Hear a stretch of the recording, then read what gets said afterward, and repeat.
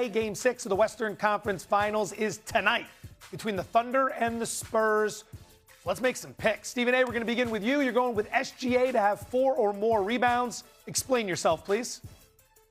Well, there's going to be a few misses, no doubt about that.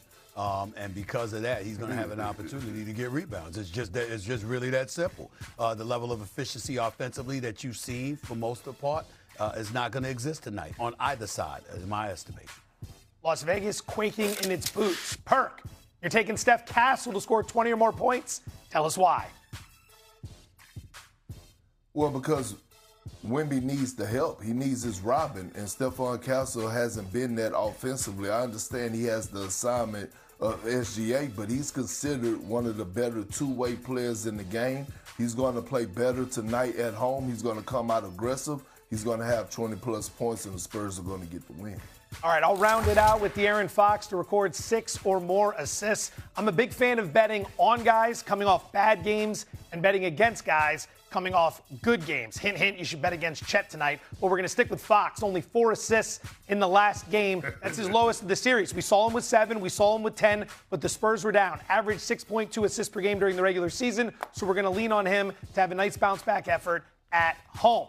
Let's go back to SGA, who we started by talking about. Our own Chris Canty believes another OKC title could lead to some uncomfortable conversations when it comes to the superstar. Take a listen. Here's the list of the other 9 players that have multiple MVPs and multiple titles. Michael Jordan. GOAT. Bill Russell. GOAT. Kareem Abdul-Jabbar. GOAT. I don't know how they LeBron James. GOAT. Magic Johnson. Yeah. Tim Duncan. Larry Bird. Steph Curry. Wilt Chamberlain. He's going to put people in some really uncomfortable conversations when it comes to what his career is and the caliber of player he is. Because when you watch him, it's not fun. Canty, the ever-loving content machine. Stephen A., do you agree? No, I don't. And I think that Chris Canty should be drug tested. Let me be very, very clear. I mean, I've said that on several occasions. Let me tell you something right now. This is the thing about it, right?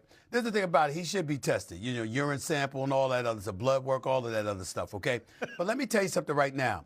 I'm only being facetious because I don't want him tested. And the reason I don't want him tested is because Chris Canty is some of the best morning radio in the business, man. I mean, he's must listen to. He just is, okay? He's always got something to say. He's smart. He's brilliant as hell. He knows the sports inside out, and I love my big brother, no doubt about it. But some of the things that he says, he come out of his mouth, I'm like, you know, really, somebody got on his damn nerves this morning, and he just coming with it. He's swinging, all right?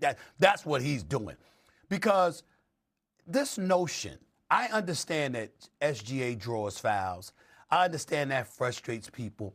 But I've also seen this brother look at folks and be like this, let me dance on you right now. Let me use my ball handling skills. Let me pull up with this mid-range. Let me turn around and drop this 3 on you. Let me do what it is I do. Let me finish on the break. Let me drive through the lane in the land of trees and still find a way to get it in the hole. The brother is special. Ladies and gentlemen, Shai Gilgeous-Alexander just finished his 4th consecutive year averaging over 30. Over 30. Became the first NBA player to average 30 points in at least 4 consecutive seasons since Michael Jordan did it 7 straight times in the late 80s into the early 90s. That's who SGA is, okay? The brother is just that dude.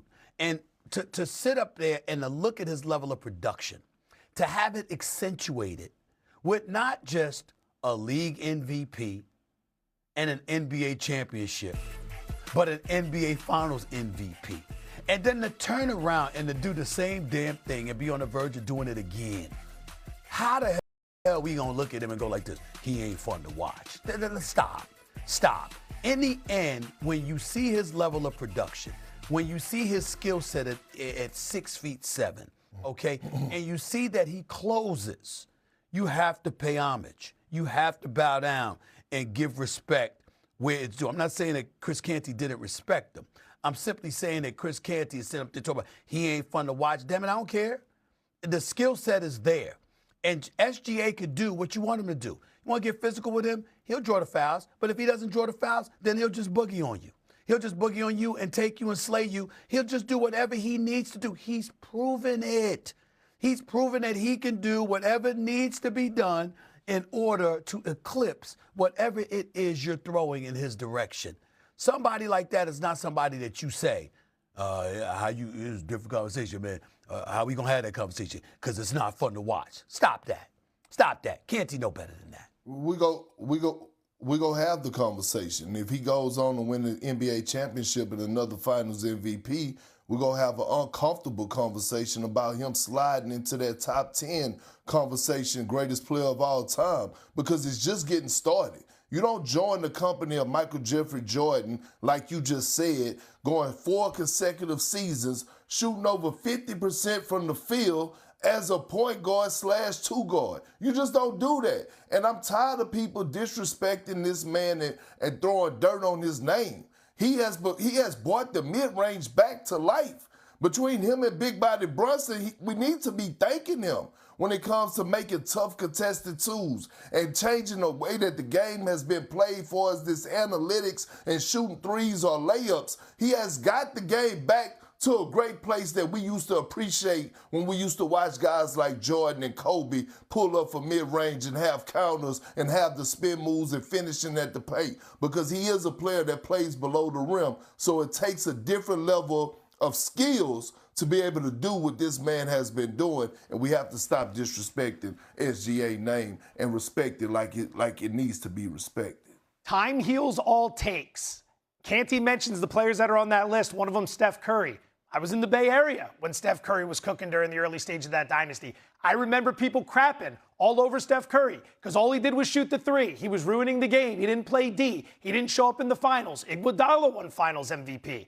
And now look at how we view Steph Curry, and it'll be the same thing with how we view SGA. So to recap, we have SGA to have 4 more rebounds, Stephon Castle to have 20 or more points, and De'Aaron Fox to record 6+ assists. Those odds are plus 600 for a parlay and available at DraftKings Sportsbook. Throughout his time on the Knicks, Karl-Anthony Towns has heard all kinds of criticism. Has he silenced everyone this postseason? We'll debate. On DraftKings Sportsbook, all customers can get a profit boost every day of the NBA playoffs. Download the app and use promo code FIRSTTAKE when you sign up.